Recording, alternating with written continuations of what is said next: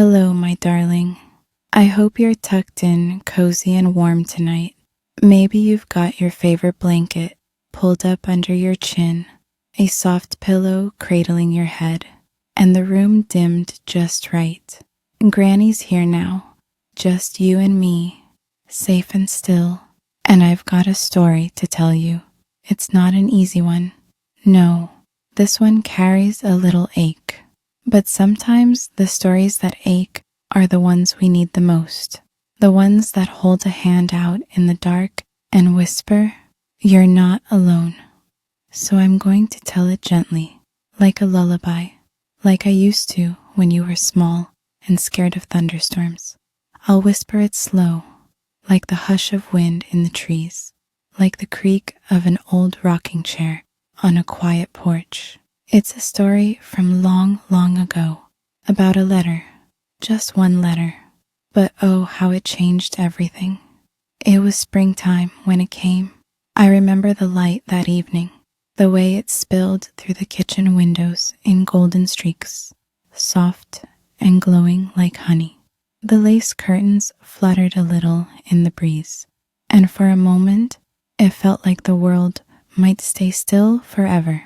I had just finished setting the table, 2 plates, 2 spoons, and in the center, a little vase of lilacs I'd picked fresh from the garden. Their scent filled the room, sweet and shy. I was waiting for him, your grandpa, or the man I once thought would be. But life, my love, doesn't always follow the stories we imagine for ourselves. I was young then, so young. My heart still stitched together with dreams and gentle hopes. I'd met him one summer, the way so many soft stories begin, by accident, at a fairground that smelled of popcorn and sawdust. He handed me a caramel apple. His fingers brushed mine. He smiled like he knew me from a dream. And just like that, something inside me bloomed. We were inseparable for a time. Oh, we laughed. We danced barefoot in the kitchen to scratchy records. We talked about our future like it was a book we'd already read. Marriage, a little house with wildflowers in the yard, maybe even children one day. He told me he loved me, and he said it the way people say prayers, every day, like a promise. So when the letter came, I didn't expect it. There was nothing special about the envelope. Plain cream paper, my name written in that familiar slanted hand. I remember how my fingers trembled before I even opened it. Somehow, some part of me already knew. It began simply, "My dearest Mary." That's how he always started when he was trying to sound poetic. I should have known then. I should have braced myself. But even when you see the storm clouds gathering, you still hope for sunshine, don't you?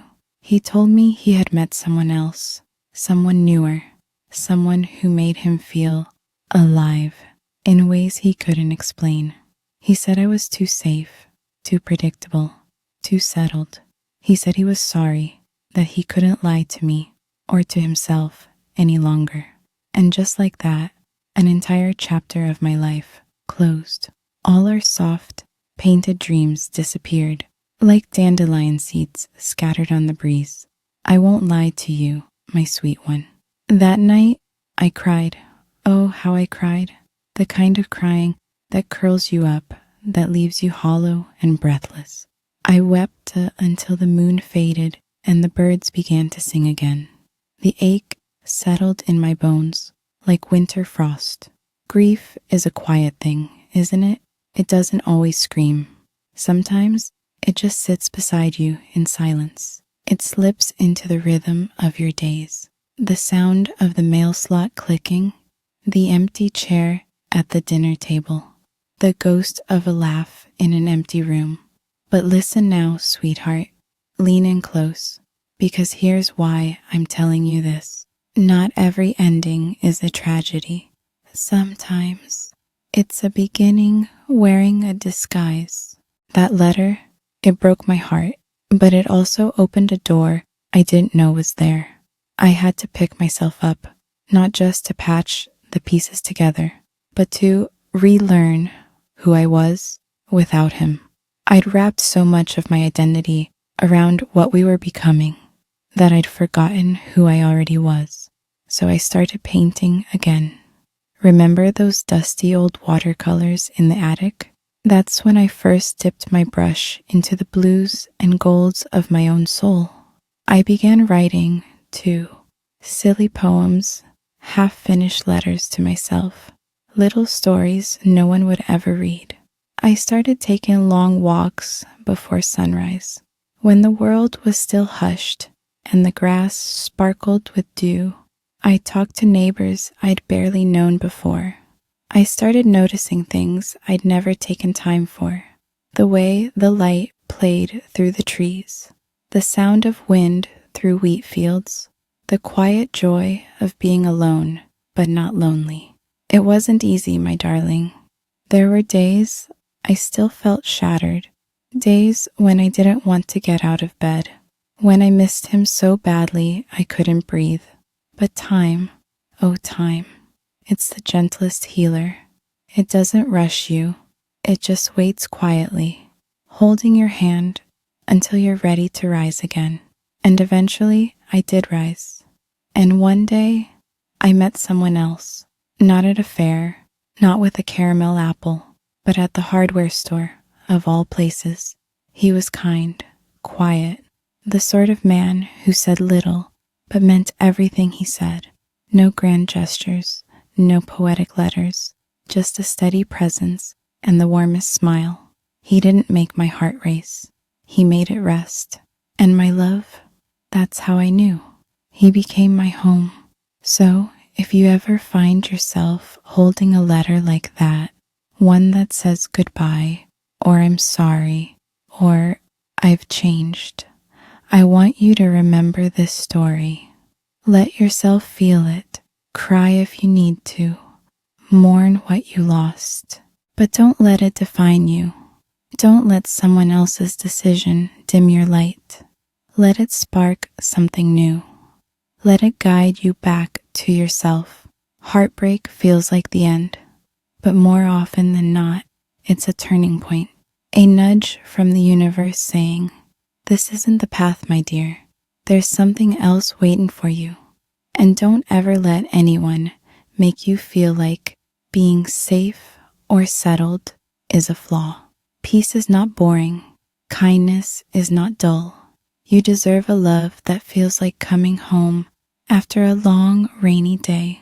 A love that sees you not just when you're shining, but when you're tired, when your hair is a mess, when you've forgotten how to believe in yourself. Let go of those who leave. Make room for those who stay, not out of habit, but out of devotion.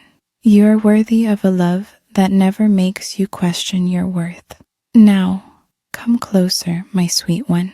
Close your eyes. Breathe in slow. Let Granny tuck this truth deep into your heart. You are never alone. Not truly.